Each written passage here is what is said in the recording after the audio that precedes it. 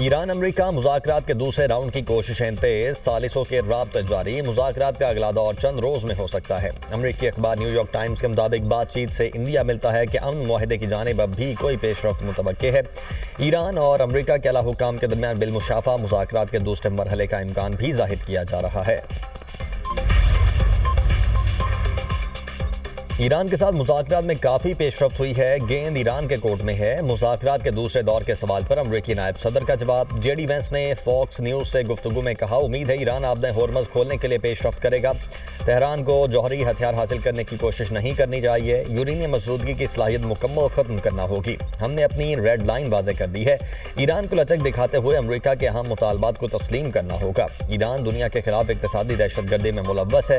صدر Donald Trump نے واضح کر دیا ہے کہ اس صورتحال میں دونوں طرف سے جواب دیا جا سکتا ہے۔ اگر ایران معاشی دباؤ کی حکمت عملی اپناتا ہے تو امریکہ بھی اس اصول پر عمل کرے گا کہ کوئی ایرانی جہاز باہر نہ جا سکے۔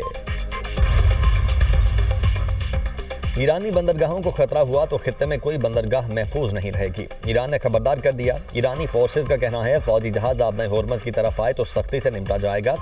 خلیجی بندرگاہیں یا تو سب کے لیے ہوں گی یا کسی کے لیے نہیں۔ بین الاقوامی پانیوں میں جہازوں پر امریکی پابندیاں بحری قضا کی ہیں۔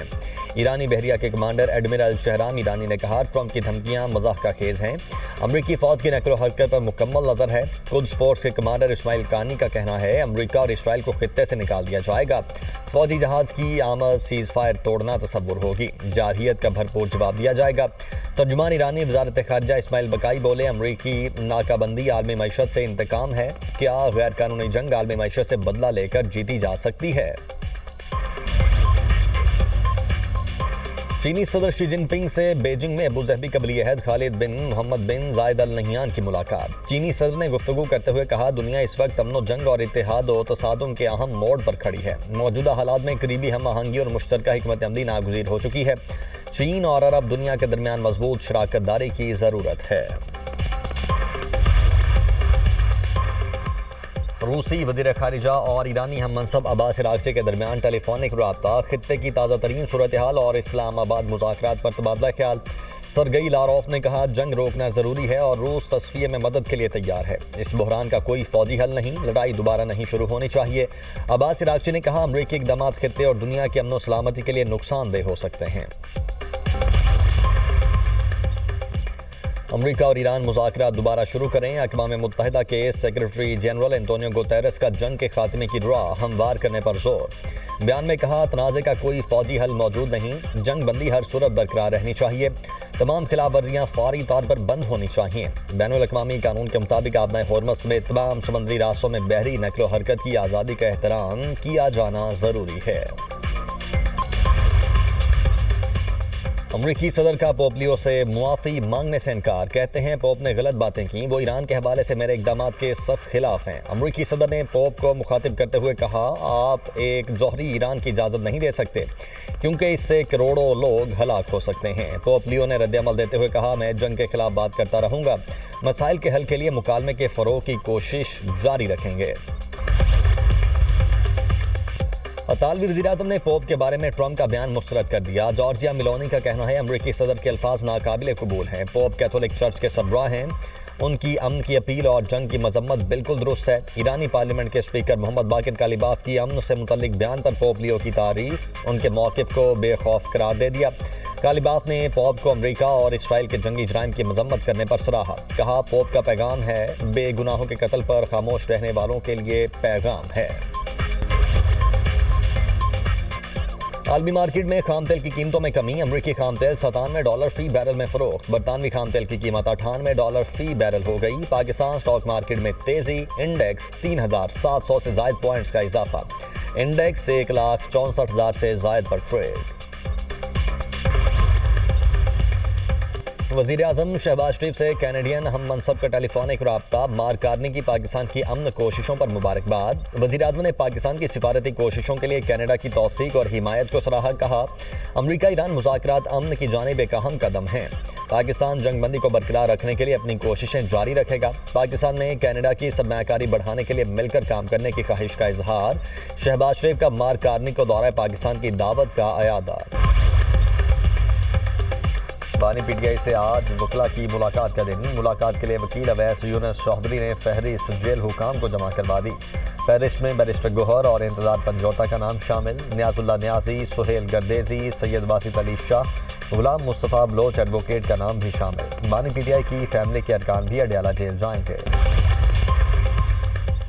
امریکہ اور ایران کے معاملات حل کروانے کے لیے پاکستان کی کوششیں جاری، خطے میں امن کے لیے کردار جاری رکھنے کے عزم کا اعادہ۔ وزیر اعظم کا امریکہ ایران مذاکرات میں پیش رفت پر اطمینان کا اظہار۔ شہباز شریف کی کابینہ اجلاس میں گفتگو، کہا 47 سال بعد امریکہ اور ایران کے رہنماؤں کو ایک میز پر بٹھایا، مذاکراتی عمل میں کئی بار بات ٹوٹتے جڑی، پرخلوص کاوشوں کا نتیجہ ہے، جنگ بندی ابھی جاری ہے۔ فیلڈ مارشل کی فراست اور حکمت عملی سے عارضی جنگ بندی پر اتفاق ہوا، مثبت اور تاریخی کردار پر پاکستان کا عالمی سطح پر وقار بلند ہوا۔ فیلڈ مارشل سید عاصم منیر راتوں کو جاگ کر رہے، اسلام آباد ٹاکس تاریخی واقعہ ہے، بطور وزیر اعظم قومی رازوں کا امین ہوں۔ کابینہ اجلاس میں فیلڈ مارشل اور اسحاق ڈار کو ڈیسک بجا کر خراج تحسین پیش۔ وفاقی کابینہ نے سیاسی اور عسکری قیادت کو خراج تحسین پیش کرنے کی قرارداد اتفاقی رائے سے منظور کر لی۔ چین کا پاکستان کے تعمیری سفارتی کردار کے لیے مسلسل حمایت کا اعادہ۔ وزیر اعظم اسحاق ڈار، نائب وزیر اعظم اور چین کے وزیر خارجہ وانگ یی میں ٹیلی فونک رابطہ۔ اسلام آباد مذاکرات پر تفصیلی تبادلہ خیال، مذاکرات اور سفارتکاری ہی آگے بڑھنے کا واحد قابل عمل راستہ ہیں، رہنماؤں کا اتفاق۔ وانگ یی نے خطے میں امن اور استحکام کے فروغ کے لیے پاکستان کی مخلصانہ کوششوں پر مبارکباد دی۔ اسحاق ڈار کا خطے میں امن کے لیے پاکستان کے غیر متزلزل عزم کا اعادہ۔ اسحاق ڈار کی برطانوی وزیر خارجہ یویٹ کوپر سے ٹیلی فونک گفتگو۔ امریکہ اور ایران کے درمیان براہ راست مذاکرات پر تبادلہ خیال۔ برطانوی وزیر خارجہ نے امن کے فروغ کے لیے پاکستان کے کردار کو سراہا۔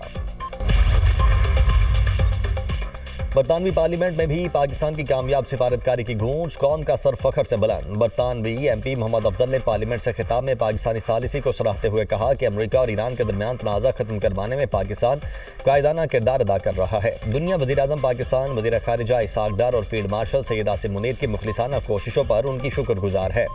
برطانوی وزیر اعظم کیئر سٹارمر نے ایم پی محمد افضل کے خطاب کی تائید میں امن کی کوششوں پر پاکستانی حکومت کا شکریہ ادا کیا۔ جنوبی لبنان پر اسرائیلی جارحیت جاری، مزید 5 افراد شہید، 9 زخمی، بمباری سے ہاسپٹل، متعدد گھر اور سکول تباہ۔ اسرائیل نے حملوں میں فاسفورس شیلز کا استعمال کیا۔ اسرائیلی فوج نے بنت جبیل شہر کے تمام داخلی راستوں کا کنٹرول سنبھال لیا۔ حزب اللہ اور اسرائیلی فوج میں جھڑپیں، حزب اللہ کا ڈرون سے حملہ، 2 اسرائیلی فوجی زخمی۔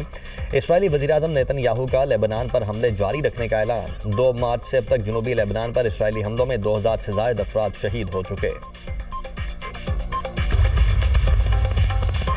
وزیر اعظم کی عوام کو ریلیف فراہمی کے اقدامات جاری رکھنے کی ہدایت۔ ملک میں پیٹرولیم مصنوعات کے ذخائر سے متعلق جائزہ اجلاس، وزیر اعظم کی تیل کی کھپت کی مستقل نگرانی کی ہدایت۔ کہا بہتر حکمت عملی کی وجہ سے خطے میں کشیدگی کے باوجود تیل کی کمی کا بحران پیدا نہیں ہوا۔ حکام نے بریفنگ دی، ملک میں پیٹرولیم مصنوعات کی مناسب مقدار موجود ہے، مستقبل کی ضروریات کے پیش نظر تیل کی درآمد کا انتظام کیا جا چکا، بچت کے لیے کفایت شعاری کو برقرار رکھنا ضروری ہے۔ ملک بھر میں بارشوں کے نئے اسپیل کا الرٹ جاری، 16 سے 19 اپریل تک گرج چمک کے ساتھ بارشوں کی پیش گوئی۔ پنجاب، خیبر پختونخوا، بلوچستان، سندھ اور آزاد کشمیر سمیت گلگت بلتستان کے مختلف شہروں میں بادل برسیں گے۔ محکمہ موسمیات نے الرٹ جاری کر دیا۔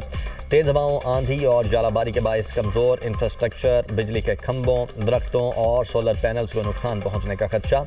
بالائی علاقوں میں موسلا دھار بارش کے باعث ندی نالوں میں طغیانی، نشیبی علاقوں میں اربن فلڈنگ کا خطرہ۔ کسانوں کو فصلوں کی حفاظت کے لیے پیشگی اقدامات کرنے کی ہدایت۔ شہریوں کو غیر ضروری سفر سے گریز اور احتیاطی تدابیر اختیار کرنے کی ہدایت۔